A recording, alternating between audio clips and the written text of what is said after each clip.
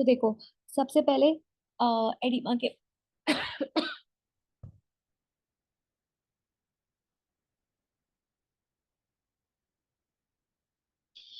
Oedema के बारे में हमें मेनली पढ़ना क्या है कि एडिमा बेसिकली होता क्या है। ठीक है, तो सबको पता है एडिमा क्या होता है।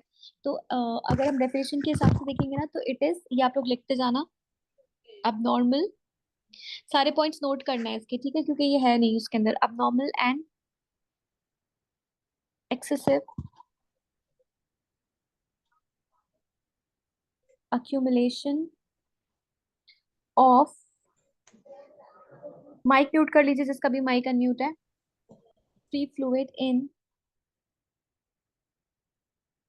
इंटरस्टिशियल,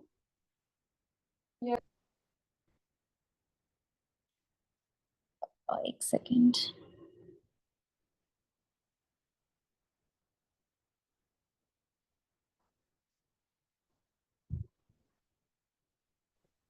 जो जो भी आईफोन के नाम से ज्वाइन हुआ है, प्लीज आप अपना जो है चेंज करके और अपने नाम से आ जाइए। रोज ये चीज रिमाइंड नहीं करवा सकती मैं। इंटरस्टिशियल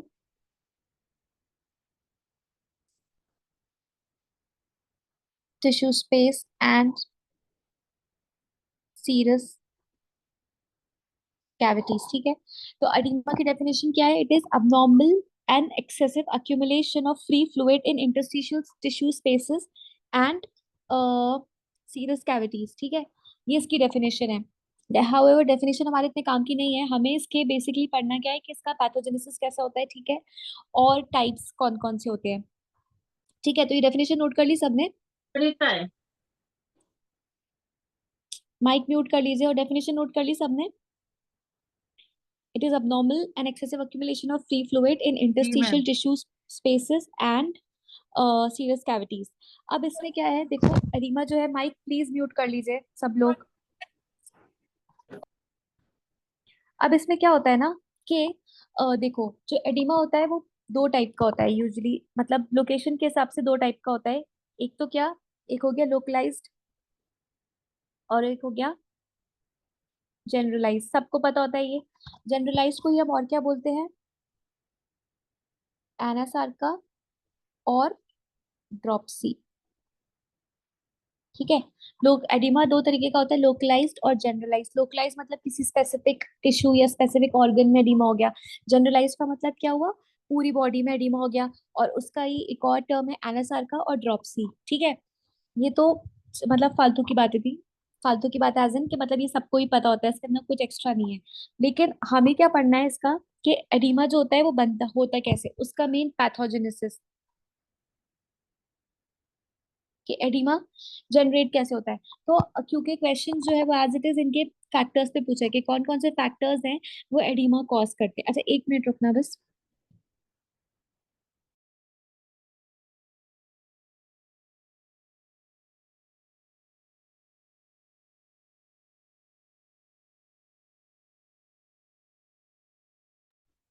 ठीक है, तो मैं बता रही थी कि इसका पैथोजेनेसिस कैसा होता है। तो मेनली सिर्फ हमें उसकी पूरी पूरी पैथोफिजियोलॉजी नहीं पढ़ना, हमें बस उन पांच फैक्टर्स को याद रखना है कि जिसकी वजह से एडिमा जनरेट होता है, ठीक है। तो सबसे पहले कौन कौन से फैक्टर्स हैं, तो सबसे पहले आप देखेंगे, तो सबसे पहला फैक्टर है डिक्रीज्ड प्लाज्मा ऑनकोटिक प्रेशर, ठीक है। Decrease plasma oncotic pressure, usually plasma oncotic pressure जो होता है वो प्रोटीन्स एक्सर्ट करते हैं ना, प्लाज्मा प्रोटीन्स जो प्रेशर एक्सर्ट करते हैं उसको हम बोलते हैं प्लाज्मा ऑनकोटिक प्रेशर, या इसको प्लाज्मा ऑस्मोटिक प्रेशर भी बोल सकते हैं। तो ये बेसिकली क्या होता है, ये वो प्रेशर होता है जो कि हमारे जो प्लाज्मा प्रोटीन्स होते हैं वो एक्सर्ट करते हैं, ठीक है। कहाँ पे एक्सर्ट करते हैं? वेसल्स में, ठीक है, वेसल्स में प्रेशर एक्सर्ट करते हैं। तो ये कम हो जाता है। एरो ध्यान देना है कि ये जो होता है ये कम हो जाता है। एरो सबसे ज्यादा काम का है इसके अंदर, ठीक, क्योंकि जो प्रीवियस ईयर में क्वेश्चन पूछा गया है वो यही पूछा हुआ है कि all of the factors are responsible for causing oedema except करके, ठीक है। तो आपको सारे फैक्टर्स पता होने चाहिए, और काफी लोगों को पता भी होंगे, लेकिन एक क्विक रिवीजन के हिसाब से मैं बता रही हूँ, ठीक है। पहला फैक्टर तो ये हो गया। दूसरा क्या है? इंक्रीज्ड कैपिलरी हाइड्रोस्टैटिक प्रेशर, ठीक है।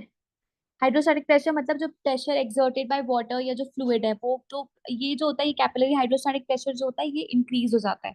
आपको इसका एरोस पे बहुत ज्यादा फोकस करना है, क्या कम हो रहा है क्या घट रहा है। तो जो हाइड्रोस्टैटिक प्रेशर है वो इंक्रीज हो रहा है, और जो ऑनकोटिक प्रेशर है वो कम हो रहा है, ठीक है। उसके बाद तीसरा फैक्टर क्या है? Lymphatic obstruction. ठीक है, लिम्फेटिक ऑब्स्ट्रक्शन जब हमारे लिम्फ नोड्स या सॉरी लिम्फेटिक वेसल्स वगैरह वो उनके अंदर ऑब्स्ट्रक्शन हो जाए तो वो भी एडिमा कॉज करते हैं, ठीक है। लिम्फेटिक ऑब्स्ट्रक्शन थर्ड फैक्टर है। फोर्थ क्या है?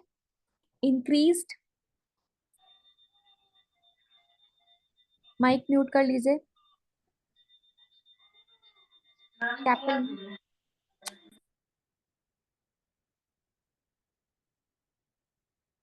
इंक्रीज कैपिलरी परमिबिलिटी, यानी कि मैंने कल भी बताया था कि जब वैसोडाइलेशन होता है उसके बाद क्या होता है, परमिबिलिटी बढ़ जाती है ना वेसल्स की। तो अगर कैपिलरी परमिबिलिटी बढ़ गई है तो ऑब्वियसली जब अंदर चीजें ज्यादा ज्यादा तेजी से जाएंगी क्योंकि परमिबिलिटी बढ़ गई है, तो इस वजह से ये भी इंक्रीज हो रही है, ठीक है, ये भी इंक्रीज हो रही है। उसके बाद number 5 is sodium and water retention, ठीक है। सोडियम एंड वाटर रिटेंशन क्यों? क्योंकि अगर हमारी बॉडी में, आपको पता है ना कि सोडियम और वाटर साथ साथ चलते हैं, ठीक है, वो साथ साथ चलते हैं। तो अगर सोडियम रिटेन होगा तो साथ में पानी भी रिटेन होगा, ठीक है। तो सोडियम वाटर रिटेंशन की वजह से भी एडिमा डेवलप होता है। तो ये मेन फैक्टर्स है, 5 फैक्टर्स जो आपको पता होना चाहिए। Decrease plasma oncotic pressure, increase capillary permeability, increase capillary hydrostatic pressure, lymphatic obstruction and sodium and water retention. ये 5 फैक्टर्स हैं जो एडिमा कॉज करते हैं, ठीक है। तो इसमें से क्वेश्चंस, इसमें से प्रीवियस ईयर में पूछा हुआ है फैक्टर्स पे क्वेश्चन के क्या कौन कौन से फैक्टर्स रिस्पॉन्सिबल होते हैं। ये तो हो गई हमारे फैक्टर्स की बात, ठीक है। अब दूसरी चीज इसमें क्या पढ़ना है हमें कि डिपेंडिंग अपॉन, सबसे काम का पॉइंट है, मतलब आप लोग जब पाइनियर प्रीमियर एडवांस करोगे तो आपको मिलेगा इसमें से क्वेश्चंस कि depending upon the fluid composition, oedema 2 type का होता है, ठीक है। फ्लूइड के कॉम्पोजिशन के हिसाब से एडिमा 2 टाइप का होता है। अभी हमने क्या पढ़ा था, लोकेशन के हिसाब से कि जनरलाइज्ड है कि लोकलाइज्ड है। अब दूसरे टाइप का एडिमा क्या पढ़ रहे हैं कि depending upon the composition of fluid, oedema 2 type का होता है। कौन कौन सा? एक तो ट्रांसयूरेटिव, और एक होता है क्या, एक्सुडेटिव, ठीक है। ट्रांसयूरेटिव और एक्सुडेटिव। तो आपको मेनली ट्रांसयूरेटिव और एक्सुडेटिव क्यों होता है, क्या होता है, उस हिसाब से पता होना चाहिए। तो देखो, जो एक्सुडेटिव, एक्सुडेट क्या होता है बेसिकली, जो एक्सुडेट अगर हम बात कर रहे होते हैं तो उसमें जो कंटेंट होता है मेनली किसकी क्वांटिटी ज्यादा होती है एक्सुडेट में? प्रोटीन्स की, प्रोटीन। प्रोटीन्स की, ठीक है। प्रोटीन्स की क्वांटिटी ज्यादा होती है। और जो ट्रांसुडेट होता है उसके अंदर किस चीज की क्वांटिटी ज्यादा होती है? जो हमारा सीरस फ्लूइड होता है, जो प्लाज्मा का फ्लूइड होता है बेसिकली, ठीक है। तो उसके अंदर प्लाज्मा मेनली फ्लूइड कंटेंट, या आप बोल दो फ्लूइड, फ्लूइड की जो होते हैं एक्सेस होती है, वो हमारा ट्रांसुडेट बनता है। और जिसमें प्रोटीन ज्यादा होता है वो होता है एक्सुडेट, ठीक है। ये बेसिक सी चीज सबको पता होती है, मतलब सब पैथो पढ़कर आए सेकेंड ईयर में तो सभी को पता है ये चीज तो। लेकिन इसमें हमें पढ़ना क्या है, देखिए मैंने आप लोगों को रोम्स का पेज नंबर 674 भेजा है जिसमें ट्रांसयूरेट और एक्सुडेट के बारे में दिया हुआ है। ये चीज मेडिसिन में दी हुई है, ठीक है। ये मेडिसिन में, और ये बहुत बहुत इंपॉर्टेंट है। आप लोग जब पाइनियर वगैरह करोगे ना तो मतलब हर साल एक क्वेश्चन शॉर्ट शॉर्ट मिलेगा। अभी आप लोग मतलब आप लोग चाहे तो एक क्लास के बाद चेक भी करना, तो आपको क्वेश्चंस मिल जाएंगे जो जो मैं बताती जा रही हूँ, ठीक है। तो सबसे पहले आप लोग उसमें देखिए, रोम्स में ही देखिए 674 पेज नंबर जो मैंने भेजा है, उसके अंदर सबसे पहली चीज क्या दी है, उन्होंने ट्रांसयूरेट और एक्सुडेट को डिफाइन कर दिया है, ठीक है। तो ट्रांसयूरेट क्या है? Transudate is a filtrate of plasma without change in permeability, ठीक है। वही मैंने बताया कि इसके अंदर फ्लूइड, यूजुअली जो फ्लूइड पोर्शन ज्यादा होता है, और एक्सुडेट में क्या होता है, प्रोटीन कंटेंट ज्यादा होता है, ठीक है। तो ये ट्रांसयूरेट कब मिलता है, सीन कब देखने को मिलता है, ये इंपॉर्टेंट पॉइंट है। It is seen in early stage of inflammation, ठीक है। Early stage of inflammation due to vasodilation. कल हमने पढ़ा था सबसे पहले क्या होता है वैसो कंस्ट्रिक्शन के वैसोडाइलेशन, कौन बताएगा? वेस्ट कॉन्स्ट्रिक्शन होता है मैम। वैसोकॉन्स्ट्रिक्शन, हाँ। तो वैसोकॉन्स्ट्रिक्शन होने के बाद जब ये भी अर्ली स्टेज ही है इन्फ्लेमेशन का ना, मतलब वैसोकॉन्स्ट्रिक्शन हुआ वो ट्रांजिएंट होता है, उसके बाद वैसोडाइलेशन हो जाता है। तो उस टाइम पर जो फ्लूइड आता है, उस टाइम पे जो फ्लूइड होता है वो कौन सा होता है, वो ट्रांजुरेटिव नेचर का होता है, ठीक है। और ये क्यों होता है, इट इज ड्यू टू, मैंने आपको कल ही बताया था, क्योंकि वैसोडाइलेशन होने के बाद परमेबिलिटी बढ़ जाती है, ठीक है। परमेबिलिटी बढ़ जाती है तो फ्लूइड अंदर की तरफ ज्यादा से ज्यादा जाएगा। जब अंदर की तरफ ज्यादा ज्यादा फ्लूइड जा रहा है तो क्या होगा, हाइड्रोस्टैटिक प्रेशर भी बढ़ेगा, यानी कि जो फ्लूइड का प्रेशर है, जो पानी का प्रेशर है, वो भी तेज बढ़ेगा। तो उन्होंने यही बोला है कि जो ट्रांसुडेट है, it is seen in early stage of inflammation due to vasodilation and due to increase hydrostatic pressure, दोनों चीजें। तो आपसे असर्शन रीजन में पूछ सकते हैं कि ट्रांजिरेट जो है वो पहले क्यों देखने को मिलता है। तो इसलिए देखने को मिलता है क्योंकि वहां पे वैसोडाइलेशन होता है, वैसोडाइलेशन की वजह से फ्लूइड की परमेबिलिटी, वेसल्स की परमेबिलिटी बढ़ जाती है, और फ्लूइड जो है वो अंदर की तरफ ज्यादा से ज्यादा जाता है, और हाइड्रोस्टैटिक प्रेशर भी बढ़ जाता है। इस वजह से जो है वहां पे ट्रांजिरेट फ्लूइड ज्यादा देखने को मिलता है, ठीक है। ये एक इसमें याद रखने वाला पॉइंट है। मेरी बात समझ में आ रही है मैं क्या बोल रही हूँ, बताइए। Yes ma'am. मैम एक बार रिपीट कर दीजिए प्लीज। मैं ये बता रही हूँ कि जो ट्रांजुडेट वाला जो जो ट्रांजुडेट है वो कब देखने को मिलता है, वो देखने को मिलता है अर्ली स्टेज ऑफ इन्फ्लेमेशन में। क्यों, क्योंकि अर्ली स्टेज में क्या होता है, पहले कॉन्स्ट्रिक्शन हुआ, फिर वैसोडाइलेशन हुआ। जब वैसोडाइलेशन होगा, वेसल्स डायलेट हो गई हैं, तो फ्लूइड अंदर की तरफ तेजी से आएगा, ठीक है। तो अंदर की तरफ जब तेजी से वो आ रहा है तो यहाँ पे हाइड्रोस्टैटिक प्रेशर भी बढ़ रहा है, ठीक है। और वैसोडाइलेशन की वजह से ऑब्वियसली वहां पर फ्लूइड का वैसी लेवल ज्यादा है, तो इस वजह से जो है वो ट्रांजुरेटेड फ्लूइड वहां पे ज्यादा होता है, ठीक है। उसके बाद आता है नेक्स्ट हमारा जो है, आगे समझ में। जी मैम। उसके बाद ओके, उसके बाद आता है एक्सुडेट। एक्सुडेट में मैंने आपको बताया कि इसके अंदर प्रोटीन ज्यादा होता है, ठीक है। तो एक्सुडेट में हमने बोला है it is inflammatory oedema fluid seen in later stages of inflammation due to increase permeability, ठीक है। तो ये भी जो होता है, ये मतलब आपको मेनली याद रखना है कि ये जो होता है ये भी लेटर स्टेजेस में देखने को मिलता है, और ट्रांजिट जो होता है वो अर्ली स्टेज में देखने को मिलता है, ठीक है। उसके बाद इसमें ये चीज हो गई, ये दोनों काम के पॉइंट्स हैं। फिर आपको जो पूछा हुआ क्वेश्चन है कि अब देखो यहाँ पे जो इन्होंने टेबल दिया है और जो एक्सप्लेन कर रहे हैं ना ट्रांसुडेट और एक्सुडेट को, वो प्लूरल एफ्यूजन के कॉन्टेक्स्ट में कर रहे हैं, ठीक है। प्लूरल एफ्यूजन के, कि प्लूरल एफ्यूजन जो होता है, तो उसके कॉन्टेक्स्ट में जो फ्लूइड है वो ट्रांजुरेटिव कब होता है, एक्सुडेटिव कब होता है, और हमें पढ़ना भी यही वाला है। मतलब मेनली जो क्योंकि क्वेश्चन पूछे हुए प्रीवियस ईयर में, वो इसी यही से ही पुट अप हुए हैं सारे क्वेश्चंस, ठीक है।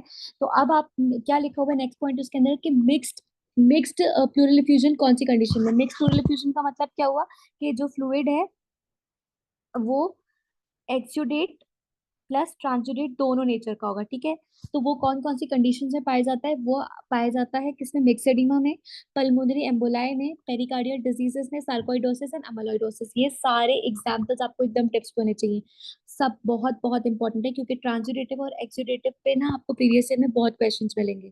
तो ये चीज आपको पता होना चाहिए कि मिक्स प्लूरल इफ्यूजन किसमें मिल रहा है। मिक्स प्लूरल इफ्यूजन का मतलब क्या हुआ, जिसमें फ्लूइड जो है एक्सुडेटिव और ट्रांसुडेटिव दोनों टाइप का होगा। तो वो मिक्सेडिमा में, पल्मोनरी एम्बोलाई में, pericardial diseases, sarcoidosis and amyloidosis में देखने को मिलता है, ठीक है। उसके बाद उसी के नीचे जो पॉइंट दिया हुआ है कि लाइट्स क्राइटेरिया क्या होता है, तो लाइट्स क्राइटेरिया बेसिकली क्या करता है, लाइट्स क्राइटेरिया जो होता है ना, ये बताता है कि जो हमारा प्लूरल एफ्यूजन का जो फ्लूइड है, ठीक है, जो प्लूरल एफ्यूजन का जो फ्लूइड है वो ट्रांसुरेटिव है या एक्सुडेटिव है। तो उन्होंने उसके कुछ हमें क्राइटेरिया दे रखे हैं कि प्लूरल फ्लूइड प्रोटीन और सीरम प्रोटीन का जो रेशियो है वो कितना होना चाहिए, it should be greater than 0.5, ठीक है। ऐसे ये आपको क्राइटेरिया याद होने चाहिए जो उसने क्राइटेरियाज दिए हैं। फिर प्लूरल फ्लूइड लैक्टेट डिहाइड्रोजनेज, ये एक एंजाइम होती है, तो इसका प्लूरल फ्लूइड का और जो सीरम का, इन दोनों का जो रेशियो होता है वो कितना होना चाहिए, it should be more than 0.6, ठीक है, 0.6। और फिर प्लूरल फ्लूइड जो होता है इट शुड बी, मतलब उन्होंने जो प्लूरल फ्लूइड के अंदर जो एंजाइम प्रेजेंट होती है वो, और जो सीरम के अंदर जो एंजाइम प्रेजेंट होती है वो, उसका कॉन्सेंट्रेशन कितना होना चाहिए, जैसे मतलब it should be greater 2 by, जैसे जो उन्होंने दिया हुआ है ना लास्ट वाला पॉइंट, प्लूरल फ्लूइड एलडीएच जो होता है वो ग्रेटर देन होना चाहिए 2/3 of upper limit of serum LDH. इतनी डिटेल में नहीं जाना कि 2/3 of upper limit of LDH क्या है, आपको बस इतना पता होना चाहिए कि इसका जो कॉन्सेंट्रेशन होता है वो ज्यादा होना चाहिए बस, ठीक है। जो सीरम एलडीएच है उससे उसका कॉन्सेंट्रेशन ज्यादा होना चाहिए, it should be greater than. तो ये जो होता है, ये तीनों चीजें ये जो ये सारी जो चीजें आती है ये किस में आती है, ये हमारे लाइट्स क्राइटेरिया में आती है। इससे हमें पता चलता है कि फ्लूइड कैसा है, एक्सुडेटिव है, ट्रांजुडेटिव है। अब जो उन्होंने इसमें टेबल दिया हुआ है ट्रांजुडेटिव वर्सेस एक्सुडेटिव प्लूरल एफ्यूजन का, जो टेबल दिया हुआ है यहाँ पर इन्होंने कॉन्टेक्स्ट सिर्फ प्लूरल एफ्यूजन के कॉन्टेक्स्ट में बात कर रहे हैं, लेकिन ये बेसिकली ट्रांजुडेट और एक्सुडेट का जो कंपैरिजन है ये जनरलाइज्ड है, ओवरऑल ऐसे ही होता है। ठीक है, लेकिन यहाँ पे क्योंकि वो प्लूरल एफ्यूजन, क्योंकि मेडिसिन में प्लूरल एफ्यूजन के टॉपिक में दिया हुआ है, इस वजह से इन्होंने इसको प्लूरल एफ्यूजन के कॉन्टेक्स्ट में बताया। और प्रीवियस ईयर में जो क्वेश्चन पूछा है वो प्लूरल एफ्यूजन के ही कॉन्टेक्स्ट में पूछा हुआ है। ठीक है, तो जो ये टेबल है जिसमें दिया हुआ है कि जो ट्रांसोरेट, सबको दिख रहा है टेबल 674 पेज नंबर पे जो मैंने भेजा है, ट्रांसोरेट वर्सेस जी एक्सुडेट मैम। प्लूरल का, वो आपको टेबल पूरा याद करना है, पूरा पूरा, उसके अंदर एक भी पॉइंट नहीं छोड़ना। और उसके अंदर जो इटियोलॉजी है, aetiology is very very very important, इसको आप मार्क कर लीजिए, very very very important. Pioneer के हर साल एक क्वेश्चन मिलेगा इसके अंदर। और यही पूछा गया है कि ट्रांजुरेटिव, कभी ऐसा दे दिया उन्होंने क्वेश्चन, ऐसा दे दिया कि डिजीज का नाम दे दिया और पूछा कि इसमें कैसा प्लूरल एफ्यूजन, कैसा टाइप का फ्लूइड देखने को मिलता है। और कभी उन्होंने सिंपल पूछ लिया कि एक्सुडेटिव टाइप का जो फ्लूइड है वो कौन कौन से डिजीज देखने को मिलता है। मतलब दोनों दोनों पैटर्न पे क्वेश्चन बने हैं। तो अब क्या है कि अब स्टेटमेंट बेस्ड क्वेश्चन ज्यादा बन रहे हैं, तो इसके अंदर क्या है, आपको पूरा ही टेबल याद होना चाहिए, क्योंकि कंपैरिजन दे सकते हैं, पूछ लेंगे आपसे कि all of the following are true for transudative pleural effusion except करके, और उन्होंने कोई भी क्राइटेरिया है उसको रिवर्स कर देंगे। तो क्वेश्चन जो है वो इस तरीके से बहुत इजीली बनते हैं। तो ये वाला आपको पूरा टेबल एकदम, मैं एक एक चीज नहीं उसको पढ़ के बता रही, बस इसके अंदर मैं इतना बताऊंगी कि देख लीजिए, जैसे मैंने आपको बताया था कि प्रोटीन्स का कॉन्सेंट्रेशन एक्सुडेट में ज्यादा होता है, तो कितना ज्यादा होता है, it should be more than 3 grams पर डेसिलीटर। ठीक है, फिर उसके अंदर उन्होंने दिया हुआ है कि डब्ल्यूबीसी का काउंट किस में ज्यादा होता है, स्पेसिफिक ग्रेविटी एकदम टिप्स पे होनी चाहिए सबको कि किसकी कौन सी थी, क्योंकि स्पेसिफिक ग्रेविटी पे डायरेक्ट क्वेश्चन आता है। ठीक है, उसके बाद फिर और बाकी उन्होंने पूछा हुआ है कि पीएच किसका ज्यादा होता है, पीएच किसमें कितना पीएच होता है, तो मोर देन 7.2 अगर होगा तो ट्रांजिटिव है, और अगर लेस देन 7.2 होगा तो एक्सुडेटिव है। ठीक है, ये सारे क्राइटेरियाज आपको मालूम होने चाहिए with examples. Examples are very very important.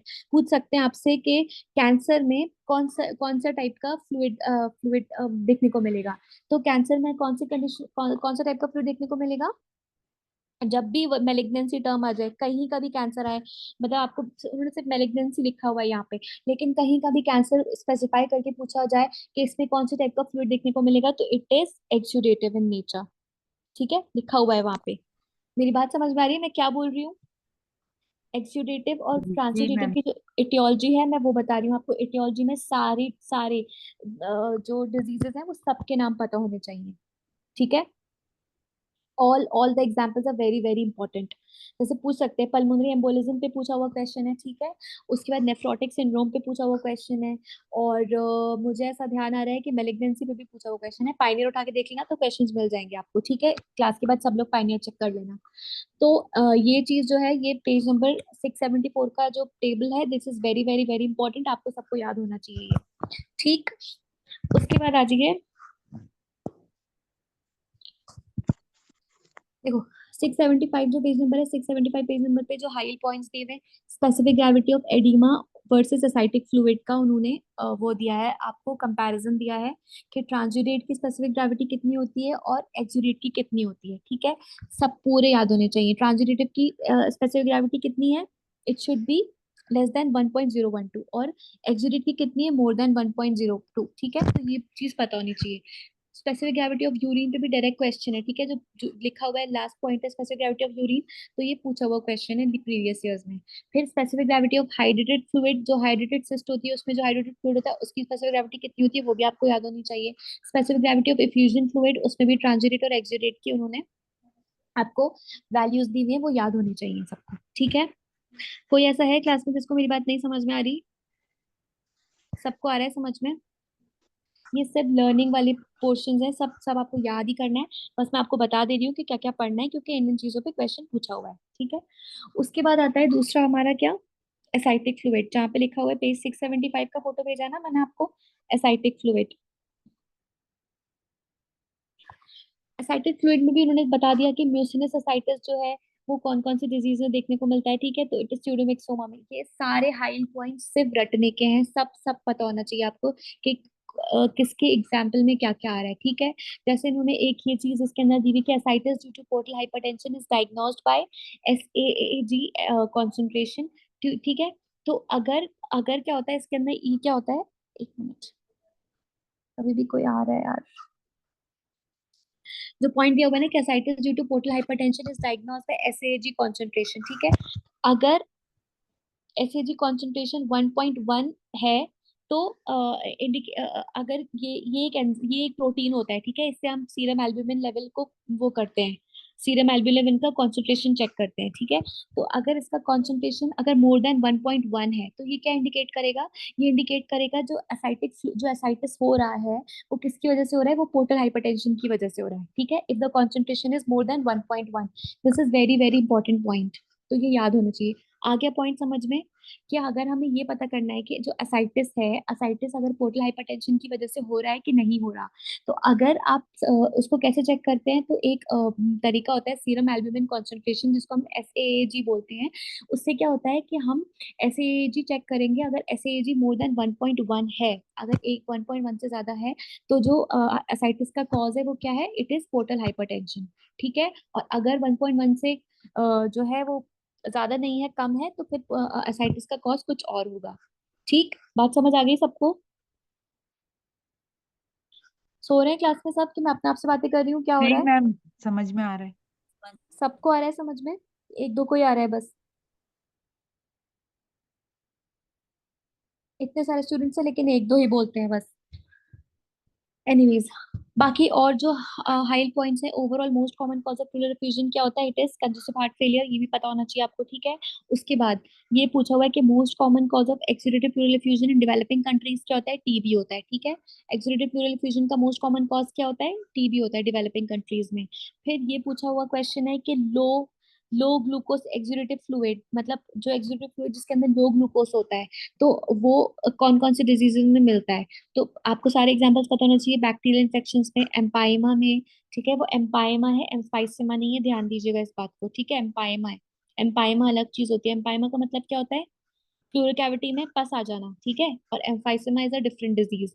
तो मेलिग्नेंसी है, रिमोटॉइड आर्थराइटिस है, इन सब में क्या होता है, लो ग्लूकोज एक्सुडेटिव प्लूरल एफ्यूजन देखने को मिलता है। फिर एक कंडीशन मिलती है जिसमें प्लूरल एफ्यूजन में क्या होता है, इंक्रीज अमाइलेज, अमाइलेज का कंसंट्रेशन ज्यादा हो जाता है। वो कौन सी डिजीज है, pancreatitis, ruptured ectopic, oesophageal rupture, malignancy.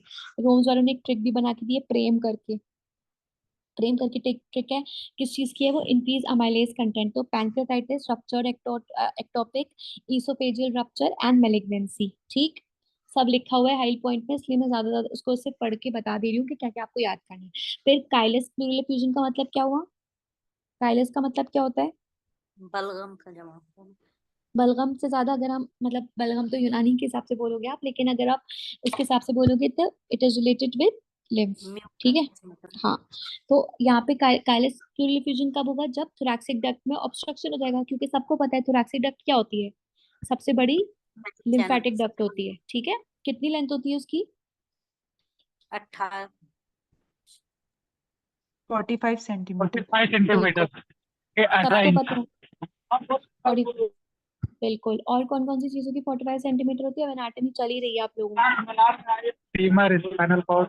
Spinal cord, femur, sartorius muscle, ठीक। sartorius। ये सब पता होना चाहिए सबको। उसके बाद फिर in rheumatoid arthritis pleural and pericardial effusion are exudative with low complement, low glucose and high level of cholesterol, ये भी पता होना चाहिए। और ये एंड में जो लास्ट वाला पॉइंट है, pleural effusion with cholesterol crystal, question मिलेगा आपको इसमें भी कि कोलेस्ट्रॉल क्रिस्टल वाला प्लूरल एफ्यूजन किस में है, हाइपोथायरॉयडिज्म में, टीबी में एंड रिमेटॉइड आर्थराइटिस में।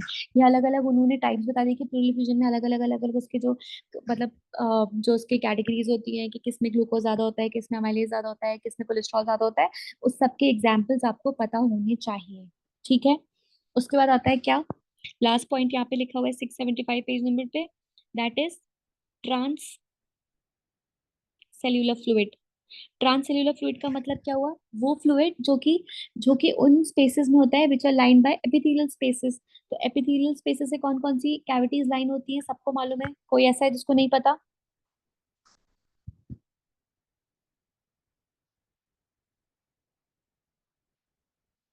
हमारी जो प्लूरल कैविटी है, पेरिटोनियल कैविटी, ये सारी क्या होती है बेसिकली? एपिथेलियल टिश्यू से तो लाइन स्पेसेस होती है ना, तो जो नॉर्मली जो ये फ्लूइड होता है ये इन स्पेसेस में प्रेजेंट होता है। तो ट्रांससेल्युलर फ्लूइड के एग्जांपल्स कौन कौन से हुए? It is CSF, ocular fluid, joint fluid, digestive fluid, ठीक है, प्लूरल फ्लूइड, ये सब किसके एग्जांपल्स हो गए? These are the examples of transcellular fluid, ठीक है। अब जो एक टर्म दिया हुआ है थर्ड स्पेसिंग, थर्ड स्पेसिंग का मतलब क्या होता है? थर्ड स्पेसिंग का मतलब ये होता है कि किसी भी अबनॉर्मल कंडीशन में जो ट्रांससेल्युलर फ्लूइड है उसके अंदर फ्लूइड का अनयूजुअल अक्यूमुलेशन हो जाना। मतलब कि क्या? जैसे प्लूरल प्लूरल कैविटी है, ठीक है, प्लूरल कैविटी में क्या है? प्लूरल फ्लूइड है, ठीक है। अब पहले तो मुझे बताओ, सब सो रहे हैं क्लास में क्या? किस जग रहे हैं? मुझे ना रिस्पॉन्स जी देते मैम। रहो। जी मैम। ठीक। तो मैं ये बता रही हूँ कि जो ट्रांससेल्युलर फ्लूइड होता है उसका मतलब क्या होता है? वो फ्लूइड जो कि हमारी उन स्पेसेस में है जो कि एपिथेलियल टिश्यूज से, एपिथेलियल सेल से लाइंड अप है। फॉर एग्जांपल पेरिटोनियल फ्लूइड या प्लूरल फ्लूइड, इसका एग्जांपल ले लीजिए आप। और या फिर जैसे CSF जिसमें है, या ऑक्यूलर फ्लूइड है, ये सारे हमारे ट्रांससेल्युलर फ्लूइड के एग्जांपल्स हैं। अब एक टर्म आता है थर्ड स्पेसिंग। थर्ड स्पेसिंग का मतलब ये क्या होता है कि यहाँ पे नॉर्मली जो फ्लूइड होता है ना, प्लूरल कैविटी में प्लूरल फ्लूइड प्रेजेंट है, लेकिन प्लूरल एफ्यूजन में क्या होता है? प्लूरल एफ्यूजन में, नॉर्मल से ज्यादा हो जाता है। हाँ, प्लूरल एफ्यूजन में जो फ्लूइड है वो इसमें इसका लेवल जो होता है वो बढ़ जाता है ना प्लूरल कैविटी में। तो दिस इज अबनॉर्मल अक्यूमुलेशन या unusual accumulation of fluid in the transcellular space. इस चीज को हम किसको क्या बोलते हैं? थर्ड स्पेसिंग बोलते हैं, ठीक है। थर्ड स्पेसिंग, और ये क्या कौन कौन सी चीजों में देखने को मिलता है? मोस्ट कॉमनली बर्न्स में ऑल्सो सीन असाइटिस, पेरिटोनाइटिस, ठीक है, पायोमेट्राइटिस एंड प्लूरल एफ्यूजन, ठीक है। ये सारे एग्जांपल्स आपको थर्ड स्पेसिंग के पता होने चाहिए सबको, ठीक। कोई ऐसा है जिसको मेरी बात समझ में नहीं आ रही है क्लास में? सबको सब समझ में आ रहा है?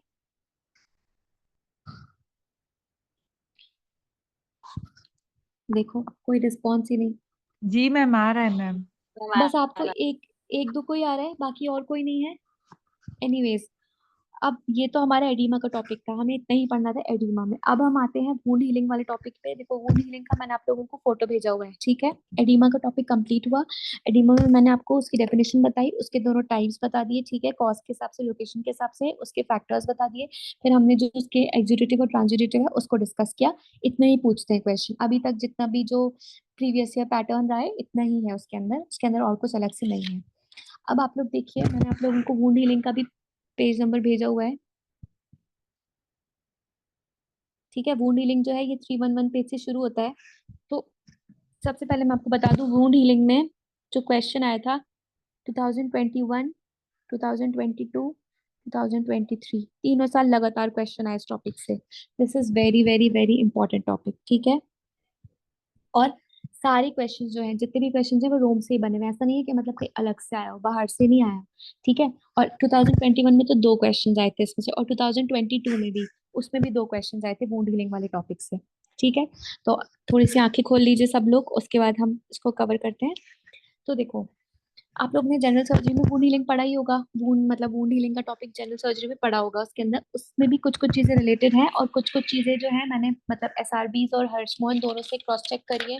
तो जो एक कॉमन कंक्लूजन है वो मैं आपको बता देती हूँ, तो लिखना है उसको आपको, ठीक है। सबसे पहले तो वुंड हीलिंग में हम क्या देखेंगे? वुंड हीलिंग में सबसे पहले हम देखते हैं कि उसके फेजेस कितने होते हैं, ठीक है। अब बहुत सारे लोगों को ये डाउट होता है कि इसके फेजेस कितने होते हैं, क्यों? क्योंकि पैथोलॉजी में 3 फेजेस दे रखे हैं और सर्जरी में 4 फेजेस दे रखे हैं, ठीक है। तो कहने की बात ये कि पैथोलॉजी वाला भी करेक्ट है और सर्जरी वाला भी करेक्ट है, दोनों ही करेक्ट है। क्यों करेक्ट है? क्यों? क्योंकि वुंड हीलिंग में सबसे पहले क्या होता है, देखो, सबसे पहले अगर हम देखेंगे तो उसमें क्या होता है? हीमोस्टैसिस होता है, ठीक है। ये चीज उन्होंने किस में दे रखी है? जनरल सर्जरी में बताया हुआ है कि हीमोस्टैसिस होता है। लेकिन जो पैथोलॉजी है उसमें उन्होंने क्या किया है? इन्फ्लेमेशन के ही अंदर उन्होंने क्लॉट फॉर्मेशन लिख दिया, ठीक है, क्लॉट फॉर्मेशन लिख दिया। तो क्लॉट फॉर्मेशन का मतलब क्या होता है? बेसिकली खून का रुक जाना, खून के रुकने के बाद ही तो क्लॉट बनता है, कोगुलेट होता है, ठीक है। तो दोनों ही चीजें सही हैं। तो अगर आपसे पूछेंगे कि वैसे ऐसे कोई नहीं पूछता, ये इतना स्टूपिड क्वेश्चन कोई नहीं बनाएगा कि वुंड हीलिंग के कितने फेजेस हैं, 3 या फेज या 4 फेज। उनके पास 10 क्वेश्चन होते हैं बनाने के लिए, ठीक है, 10 तरह के क्वेश्चन बना सकते हैं। तो इतना स्टूपिड क्वेश्चन कोई नहीं बनाएगा। लेकिन आप लोग ये याद रखिए के 4 फेजेस भी होते हैं, 3 ऑप्शंस के हिसाब से हमें सिलेक्ट करना है, ठीक है। तो सबसे पहला फेज क्या हुआ, हीमोस्टैसिस, जिसमें खून आके रुका और क्लॉट बनना शुरू हुआ, ठीक है, क्लॉट फॉर्मेशन हुआ। उसके बाद नेक्स्ट फेज क्या होता है, जिसको हम क्या बोलते हैं, इन्फ्लेमेशन, ठीक है। नेक्स्ट फेज को इन्फ्लेमेटरी फेज बोलते हैं। उसके बाद दूसरा है प्रोलिफरेटिव फेज, और उसके बाद क्या है, रीमॉडलिंग। 4 फेजेस हैं, haemostasis, inflammatory phase, proliferative phase and remodelling phase. एक वर्ड लिख लीजिए और एकदम आज के बाद भूलना नहीं है कि किसके बाद कौन सा फेज आता है। आपसे ये पूछ सकते हैं, सीक्वेंस पूछ सकते हैं। तो हिप्र करके एक टर्म लिख लीजिए। हिप्र मतलब HIPR। हिप्र मतलब का क्या हुआ, सबसे पहले हीमोस्टैसिस होगा, फिर इन्फ्लेमेशन होगा, फिर प्रोलिफरेशन होगा, फिर रिमॉडलिंग होगी, ठीक है। स्टेज ऑफ वुंड हीलिंग बिल्कुल टिप्स होने चाहिए चारों फेज। हिप्र मतलब HIPR मतलब हीमोस्टैसिस, इन्फ्लेमेशन, प्रोलिफरेटिव, रिमॉडलिंग। कभी भी नहीं भूलोगे। अगर अगर किसी ने अभी याद कर लिया तो मैं आपको गारंटी देती हूँ आप कभी भी नहीं भूलोगे। आपसे कोई आंख बंद करके भी पूछेगा कि इन्फ्लेमेशन के फेजेस के सीक्वेंस बताओ, अगर आपने ये वर्ड याद कर लिया आप कभी भी सीक्वेंस नहीं भूलोगे। HIPR करके सीक्वेंस याद रखना है, ठीक। बात समझ आ गई सबको। जी मैम। उसके बाद देख, हाँ उसके बाद देखो, अब अपना ये एक कॉन्ट्रोडिक्शन है। आप लोग जब पैथो पढ़ोगे और सर्जरी पढ़ोगे तो उसके अंदर कॉन्ट्रोडिक्शन है कि कौन से फेज का ड्यूरेशन कितना होता है। तो हम इसको, जो कॉमन बुक्स हैं जैसे जो SRBS है उसके अंदर बिल्कुल करेक्ट दिया हुआ है, तो हम उससे मानेंगे, ठीक है। तो जो हमारा वो है, एक सेकेंड रुकना,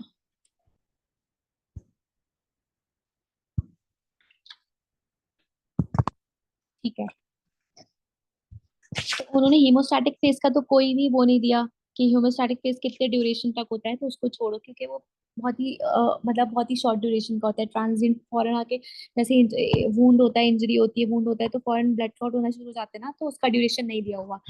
उनने दिया किसका है, इन्फ्लेमेशन का, कि इन्फ्लेमेटरी फेज जो होता है वो कितने टाइम तक का होता है। तो इट स्टार्ट्स इमीडिएटली, ये लिख लो आप लोग, करेक्ट कर लो। बाद में कोई मुझे मैसेज करके नहीं पूछेगा कि पैथो में अलग है, सर्जरी में अलग है। जो मैं अभी बता रही हूँ वो करेक्ट है क्योंकि ये SRBS से देखा है मैंने, ठीक है। तो SRBS वाला करेक्ट है। अब उन्होंने अलग अलग बुक से लिखा हुआ होगा लेकिन हमें एक ही बुक को लेके चलना है, ठीक है। तो स्टार्ट इमीडिएटली, ठीक है, एंड मतलब हीमोस्टैसिस हुआ उसके फौरन बाद इन्फ्लेमेशन शुरू हो गया, and last for up to 72 hours और 3 days, ठीक है।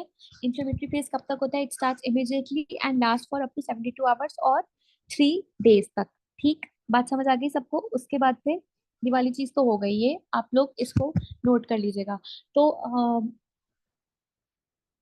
दूसरा फेज क्या है, तीसरा फेज क्या है हमारा, proliferative phase.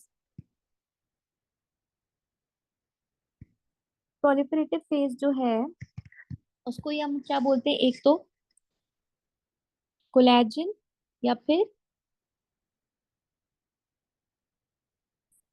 Fibro elastic phase. Collagen phase या फिर फाइब्रो इलास्टिक फेज, ठीक है। ये कब से कब तक रहता है, तो ये starts from 3rd day and last up to 3 to 6 weeks।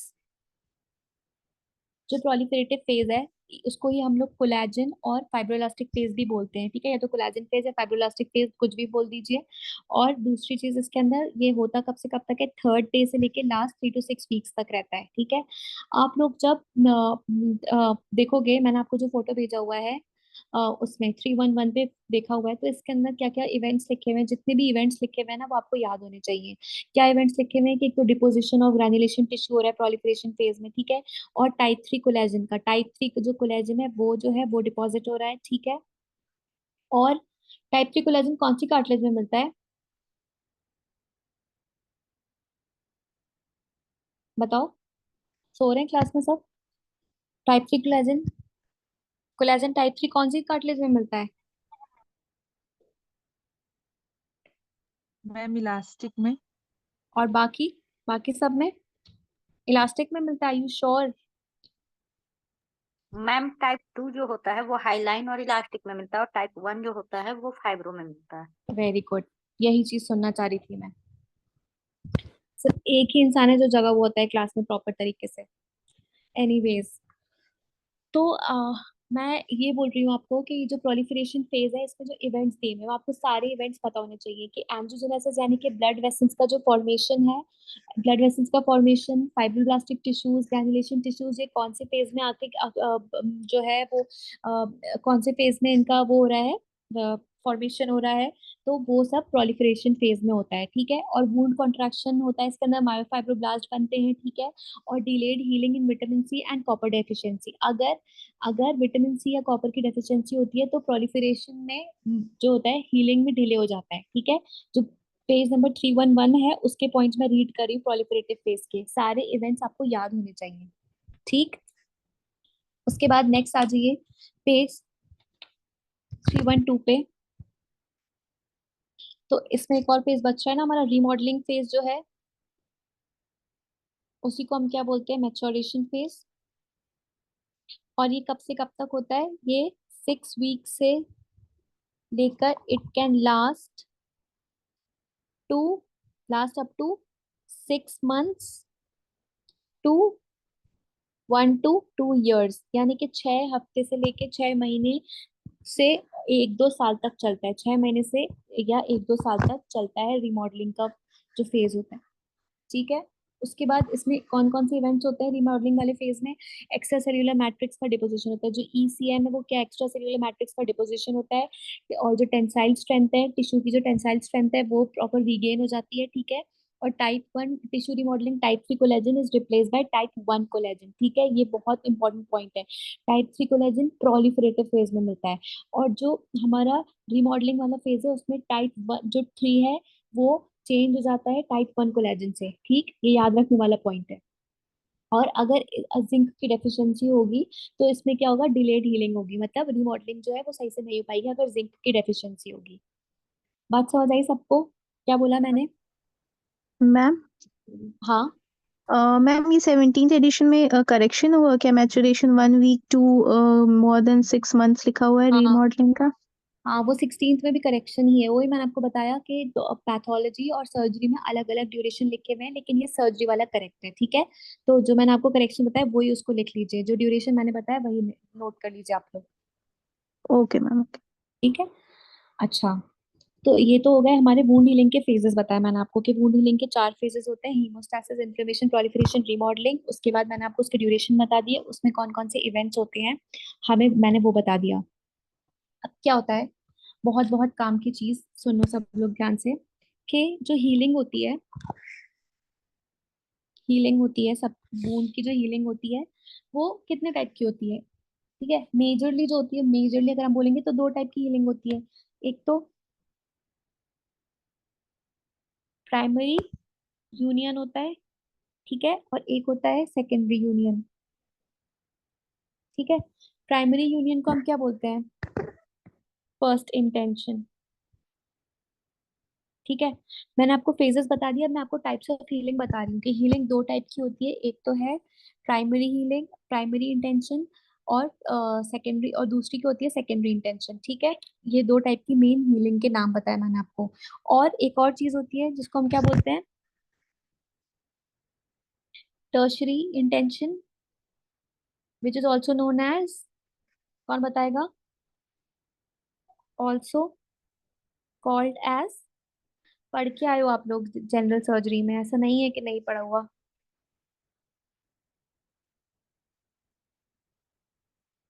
Healing mainly कितने टाइप की होती है, 2 टाइप की होती है, ठीक है, प्राइमरी और सेकेंडरी, ठीक है। प्राइमरी और सेकेंडरी, प्राइमरी को ही हम क्या बोलते हैं, फर्स्ट इंटेंशन, सेकेंडरी को हम क्या बोलते हैं, सेकेंडरी इंटेंशन, ठीक है।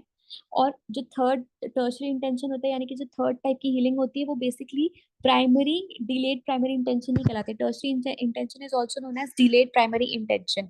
अब क्यों बोलते हैं उसको डिलेड प्राइमरी इंटेंशन, और मैं आपको बताऊंगी, लेकिन आप लोग लिखिए सबसे पहली चीज, कुछ पॉइंट्स हैं वो आपको नोट डाउन करने हैं, कि जो प्राइमरी इंटेंशन होता है ना, सबसे पहले तो मुझे बताओ प्राइमरी इंटेंशन कौन से टाइप की वुंड्स के लिए होता है।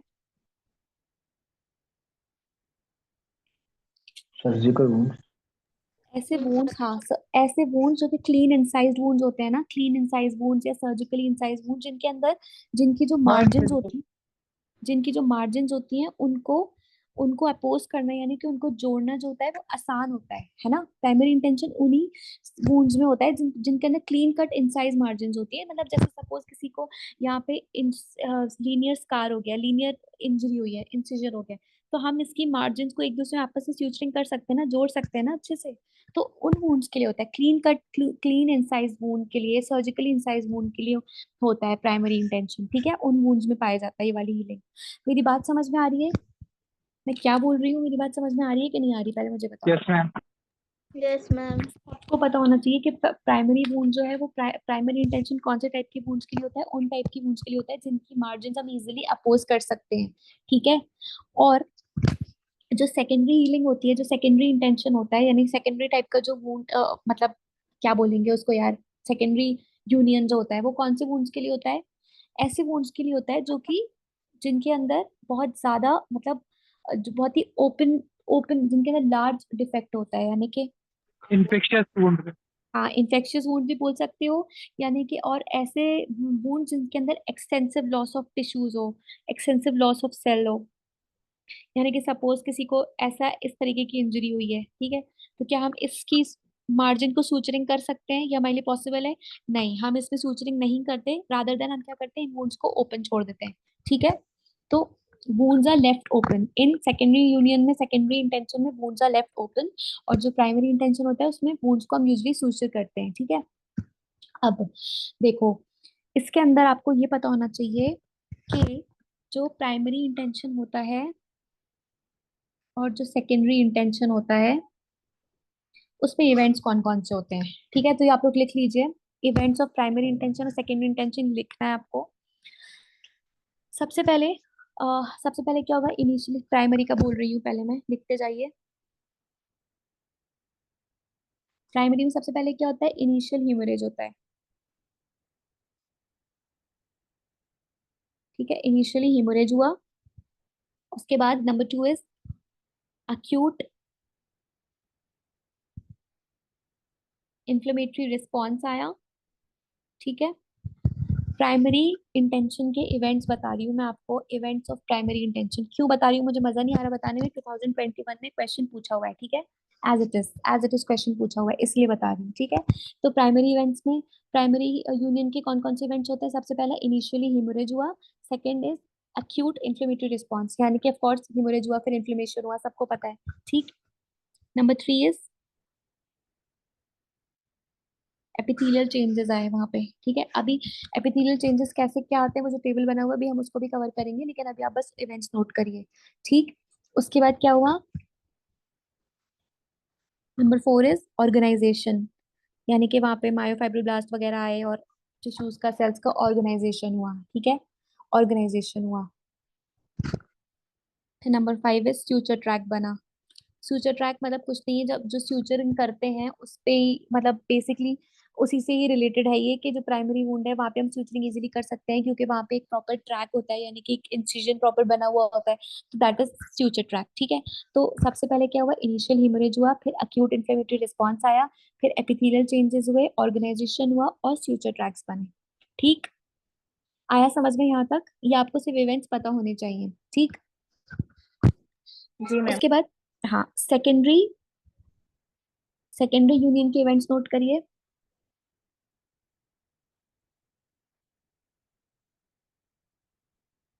सेकेंडरी यूनियन के इवेंट्स कौन कौन से होते हैं? इसमें भी सबसे पहला क्या हुआ, इनिशियल हीमोरेज हुआ। नंबर 2 इज उसमें भी इंफ्लेमेटरी फेज आया।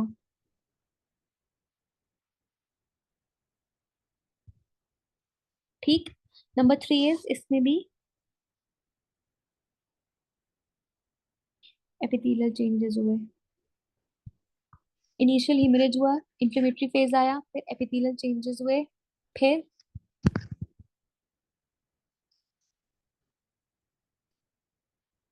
ग्रैन्युलेशन टिश्यू बना। जब ग्रैन्युलेशन टिश्यू बना उसके बाद क्या हुआ, वूंड कॉन्ट्रैक्शन। ठीक है, वूंड का कॉन्ट्रैक्शन हुआ। क्या मतलब हुआ इस बात का, क्योंकि सबको पता है, हम बोलते हैं ना जख्म सूख रहा है, जख्म सूख रहा है। तो जख्म सूखना क्यों बोलते हैं हम? क्यों? क्योंकि जब ग्रेनुलेशन टिश्यू बनने लगते हैं, वहां पर टिश्यू का डेवलपमेंट होने लगता है, तो जख्म कैसा हो जाता है? एकदम ड्राई ड्राई सा हो जाता है, तो वो कॉन्ट्रैक्ट होना शुरू हो जाता है ना, सूखना शुरू हो जाता है। That is known as wound contraction. ठीक। और नंबर 3 इज मतलब जो नेक्स्ट इवेंट है, that is presence of infection. ठीक है। अब जो प्रीवियस ईयर में क्वेश्चन पूछा हुआ है, वो ये पूछा हुआ है कि which of the following events are common to, which of the following event is not common for primary and secondary event union.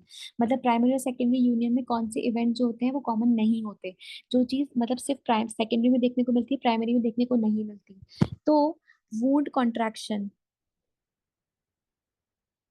Wound contraction जो होता है, it is not seen in primary intention.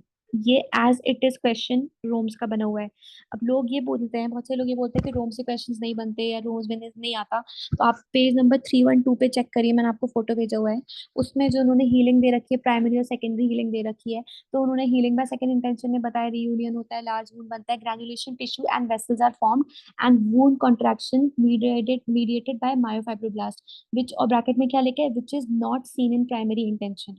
मैंने आपको बार बार बताया कि जो चीज bracket में होती है वो बहुत इंपॉर्टेंट होती है। तो वूंड कॉन्ट्रैक्शन जो होता है वो प्राइमरी प्राइमरी इंटेंशन में, प्राइमरी हीलिंग में देखने को नहीं मिलता। वूंड कॉन्ट्रैक्शन और ग्रैनुलेशन टिश्यू सेकेंडरी हीलिंग में, सेकेंडरी इंटेंशन में देखने को मिलता है। तो एक यही इवेंट है जो कि सेकेंडरी में प्रेजेंट होता है, but it is not present in primary. ठीक। याद रहेगा सबको ये चीज, बहुत बहुत इंपॉर्टेंट पॉइंट है। एज इट इज क्वेश्चन पूछा हुआ है, 2021 का पेपर उठा के देखना, आपको मिल जाएगा ये क्वेश्चन। और ये रोज में प्रेजेंट है ये चीज। ठीक है। किसी को कोई डाउट है इस पॉइंट पे? नहीं है किसी को डाउट? सबको सब समझ में आ रहा है? जी मैम। ठीक। अच्छा। अब देखो, तो मैंने आपको बता दिया हीलिंग, प्राइमरी और सेकेंडरी टाइप की हीलिंग बता दिया आपको। उसके बाद देखो, मैंने आपको एक हर्ष मोहन का ही एक फोटो भी भेजा, difference between primary and secondary union of wounds. तो आप लोग उस टेबल को नोट कर लीजिएगा, उसमें से क्वेश्चन, स्टेटमेंट बेस्ड क्वेश्चन बहुत इजीली बन सकते हैं। और इजी था वो उसको एक्सप्लेन करना, इस वजह से मैंने उसको आपको भेज दिया फोटो, नोट कर लीजिएगा। ठीक है। टेबल 5.9 जो मैंने हर्ष मोहन का भेजा है। अब पेज नंबर 3112 पे देखिए, आप जो टेबल दिया हुआ है, स्टेप्स इन वुंड हीलिंग, ये आपको टेबल पूरा याद होना चाहिए, स्टेप्स इन वुंड हीलिंग। ठीक है। डे 0 पे क्या हो रहा है? Activation, activation of coagulation cascade. ठीक है, यानी कि जो हमारा कोगुलेशन टिश्यूज है, जो कोगुलेशन कैस्केड है, वो एक्टिवेट हो रहा है। फिर विद लेस देन 24 आवर्स में क्या होता है? Neutrophil infiltration towards the clot, जहाँ पे भी क्लॉट बनना होता है वहाँ पे न्यूट्रोफिल्स आ जाते हैं। 24 to 48 आवर्स में क्या होता है? Epithelial closure, thin epithelial tissue बन जाता है। ठीक। फिर थर्ड डे पे क्या होता है? Neutrophils are replaced by macrophages, granulation tissue का फॉर्मेशन शुरू हो जाता है। ये बहुत बहुत इंपॉर्टेंट पॉइंट्स हैं। डे 4-5 पे क्या होता है? Collagen fibre comes at the incision margin. सारे इवेंट्स आपको पता होने चाहिए। डे 5 पे क्या होता है? न्यू मस्कुलराइजेशन हो जाता है। ठीक है। डे 7 पे टेंसाइल स्ट्रेंथ इज 10%। ठीक है। सेकेंड वीक पे क्या होता है? Blanching present. ब्लांचिंग का मतलब क्या होता है? जब आपने वुंड को दबाया तो वो वहां पे ब्लांचिंग, यानी कि वो दब रहा है, मतलब वहां पे बोलते हैं ना, हम दबा के चेक करते हैं ना उस चीज को, तो ब्लांचिंग उस चीज को ही बोलते हैं कि जब हम वुंड को टच करके दबा के देख रहे हैं तो वो दब जाता है इजिली, तो ब्लांचिंग प्रेजेंट होती है। फिर एक एंड ऑफ द 1 मंथ क्या होता है? स्कार बन जाता है। ठीक है। एंड ऑफ द 1 मंथ में स्कार बनना शुरू हो जाता है। ठीक। तो ये सारे जो इवेंट्स हैं, स्टेप्स इन वुंड हीलिंग, ये आपको याद होने चाहिए, बहुत इंपॉर्टेंट है ये। ठीक। उसके बाद इसमें वुंड एंड में दिया हुआ है वुंड टेंसाइल स्ट्रेंथ है। तो सबको पता होनी चाहिए ये चीज कि वुंड की टेंसाइल स्ट्रेंथ जो होती है, ये लिख लीजिए, ये चीज ये रूम्स में नहीं है। वुंड टेंसाइल स्ट्रेंथ जो है वो 3% आती है एक हफ्ते में। एक हफ्ते में, मतलब टेंसाइल स्ट्रेंथ का मतलब क्या हुआ? जो उसकी ताकत होती है वुंड की, जो स्कार की जो स्ट्रेंथ होती है, वो 1% इन 3 वीक्स, सॉरी 1% इन 3% इन 1 वीक, 20% इन 3 वीक्स, 80% इन 12 वीक्स। 12 वीक्स का मतलब क्या होता है?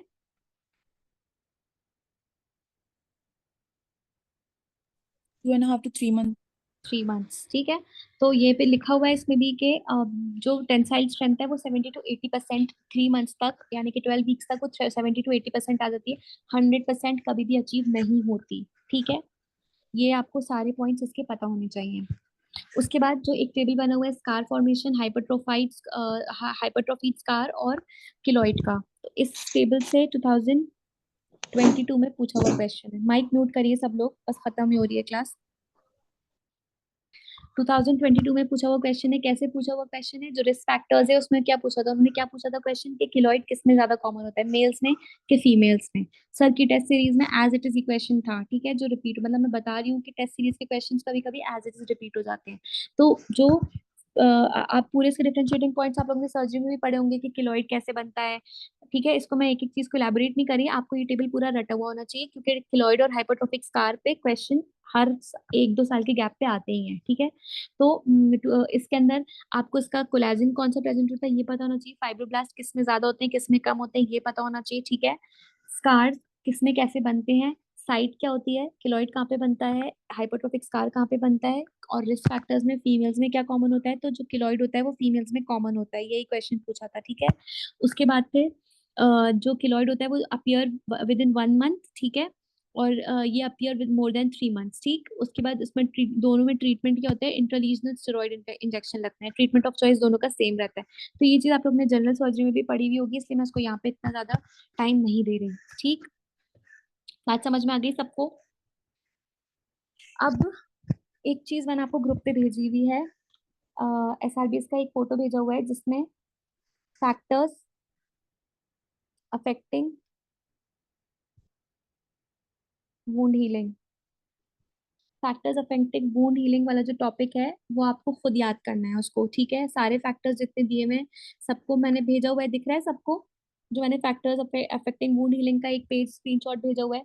लोकल फैक्टर्स और जनरल फैक्टर्स दोनों पेज नंबर 8 करके दिखा होगा, ठीक है। लोकल फैक्टर्स और जनरल फैक्टर्स, उसके अंदर लोकल फैक्टर्स कौन कौन से होते हैं, जनरल फैक्टर्स कौन कौन से होते हैं, एक बार आप इसको रीड करके पूरे नोट्स प्रिपेयर करेंगे, ये बहुत इंपॉर्टेंट है। क्योंकि 2022 में जो क्वेश्चन पूछा हुआ तो यही पूछा था कि कौन कौन से फैक्टर्स रिस्पॉन्सिबल होते हैं, और उसके अंदर उसमें ऑप्शन में उन्होंने अनीमिया वगैरह भी दिया हुआ था, मुझे एग्जैक्टली ऑप्शंस तो नहीं याद आ रहे, लेकिन अनीमिया, ठीक है, एज, ये सारे फैक्टर्स जो होते हैं ये सब रिस्पॉन्सिबल होते हैं वुंड हीलिंग में। तो ये सारे फैक्टर्स आपको रीड करना है, नोट्स बनाना है इसके, ठीक। कोई ऐसा है जिसको मेरी बात नहीं समझ में आ रही? सबको सब समझ में आ रहा है? सो रहे हैं क्लास में सब लोग कि जग रहे हैं? नहीं मैम, अपने आप जग रहे, समझ में आ रहे हैं। अपने आप से बातें कर रही हूँ मैं, बाकी लोग क्या कर रहे हैं क्लास में? कोई किसी भी स्टूडेंट का कुछ भी रिस्पॉन्स नहीं, बस गिन के 2 लोग बोल रहे हैं, बहुत गलत बात है ये। खैर एनीवेज, मेरा भी टॉपिक खत्म हो गया, अब मैं कितनी बार पूछूं आप लोगों से, आप लोग बताते ही नहीं है। लास्ट चीज एक मैम जो बची थी। हाँ, मैम वो ये जो लोकल फैक्टर और जनरल फैक्टर वो भी उसका भी पढ़ना है, मतलब वो भी नोट्स उसी में को तो बताना पढ़ना है। है, उसको ही तो नहीं पढ़ना है मेन। नहीं नहीं मैम, वो जो फैक्टर्स है वो सारे है ना, एज, न्यूट्रिशन और वो सब, उसके बाद जो है वो दोनों भी है हाँ हाँ, उसमें। वो सब, वो जी पूरा जी पेज आपको रीड करके नोट्स बनाना है कि एज कैसे अफेक्ट करती है, न्यूट्रिशन कैसे अफेक्ट करता है, ये आपकी रिस्पॉन्सिबिलिटी है। एक एक फैक्टर हम कवर नहीं कर सकते, मैंने आपको बता दिया कि आप लोगों को क्या क्या पढ़ना है। अब आप जी। इसको खुद नोट्स बनाइए कि एज कैसे रिस्पॉन्सिबल है, न्यूट्रिशन कैसे रिस्पॉन्सिबल है, अनीमिया रिस्पॉन्सिबल है, एक्स रिस्पॉन्सिबल, ये मैंने बता दिया। इसको रीड आप लोग खुद करना, ठीक है। ठीक है उसके मैम। बाद लास्ट टॉपिक जो ये भी सर्जरी का ही पोर्शन है, लेकिन मुझे क्योंकि ये 2023 में पूछा हुआ क्वेश्चन है इधर से इसी उससे, तो इसलिए मुझे थोड़ा इंपॉर्टेंट लग रहा था, इसलिए मैंने बता दिया कि टाइप्स ऑफ वुंड सूचरिंग। मैं वुंड हीलिंग वाला टॉपिक सुपरफिशियल इसलिए बता रही हूँ क्योंकि आप लोग सर्जरी में पढ़ चुके हो इस टॉपिक को, लेकिन तब भी जितने इंपॉर्टेंट पॉइंट्स थे मैंने वो सारे कवर करे, एक भी पॉइंट ऐसा नहीं है जो मैंने छोड़ा हो। आप लोग प्रीवियस क्वेश्चंस करोगे तो आपको सब समझ में आएगा, ठीक है। टाइप्स ऑफ वुंड सूचरिंग कैसी होती है, यानी कि वुंड को हम सूचरिंग करते हैं तो कितने टाइप की होती है, 3 टाइप की सूचरिंग होती है यूजुअली, ठीक है। सबसे पहले एक तो होता है प्राइमरी सूचरिंग। प्राइमरी सूचरिंग कब करते हैं, इसका मतलब क्या होता है, suturing of the wound immediately with in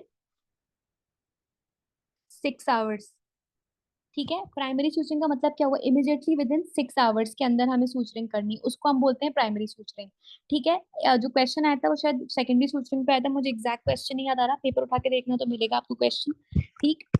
उसके बाद फिर, ठीक है, ये बात समझ में आ गई, प्राइमरी सूचरिंग का मतलब क्या हुआ, इमीडिएटली विद इन 6 आवर्स के अंदर हम सूचरिंग करते हैं इसके अंदर, तो हम उसको बोलेंगे प्राइमरी सूचरिंग, ठीक। फिर डिलेड प्राइमरी एक चीज होती है, डिलेड प्राइमरी सूचरिंग, इसका मतलब क्या होता है? The suturing of the wound is suturing of the wound in 48 hours से लेके तो 10 डेज तक, 48 आवर्स से लेकर 10 डेज तक अगर वुंड की सूचरिंग की जा रही है, और वो यूजुअली कौन सी वुंड्स में किया जाता है? लैसरेटेड वुंड्स में, ठीक है। लैसरेटेड वुंड्स में मतलब क्या? जिसके अंदर क्या होता है, पूरा पूरा कट फट जाता है ना, पूरा लैसरेट हो जाता है। तो वेट करते हैं 48 आवर्स से 10 डेज तक वेट करते हैं कि एडिमा जो है वो सबसाइड हो जाए, फिर हम सूचरिंग करेंगे। तो 48 आवर्स से लेकर 10 डेज तक अगर सूचरिंग की जा रही है तो it is known as delayed primary suturing, ठीक है। उसके बाद फिर सेकेंडरी सूचरिंग,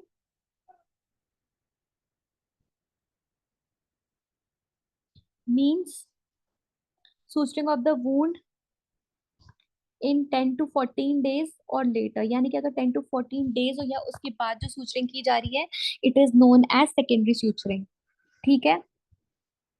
बात समझ में आ गई मेरी सबको?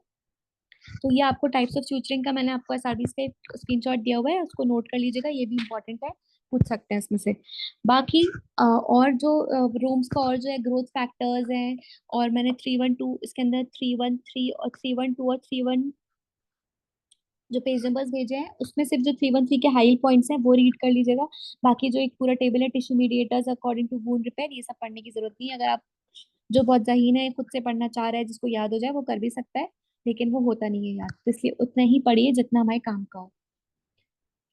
ठीक, इतना ही था हमारा वुंड हीलिंग और एडिमा का टॉपिक। अब हमारी जो जनरल पैथो है वो कंप्लीट हो गई है। अब हम जो नेक्स्ट क्लास में स्टार्ट करेंगे, तो क्या स्टार्ट करेंगे? सिस्टमिक पैथो स्टार्ट करेंगे, जो सीएनएस सीवीएस वगैरह दिया हुआ है वो, ठीक है। आप लोग पैथो को अच्छे से पढ़िए, किसी को कुछ डाउट हो तो पूछ लीजिएगा, अच्छे से नोट्स प्रिपेयर करिए हर चीज का। जो मैं अलग से आपको रेफरेंस बुक से फोटोज भेजती हूँ उसके भी आपको नोट्स प्रिपेयर करना है, क्योंकि उसमें से स्टेटमेंट बेस्ड क्वेश्चंस बनते हैं और बने हैं प्रीवियस ईयर में। किसी को कोई डाउट है आज की क्लास में?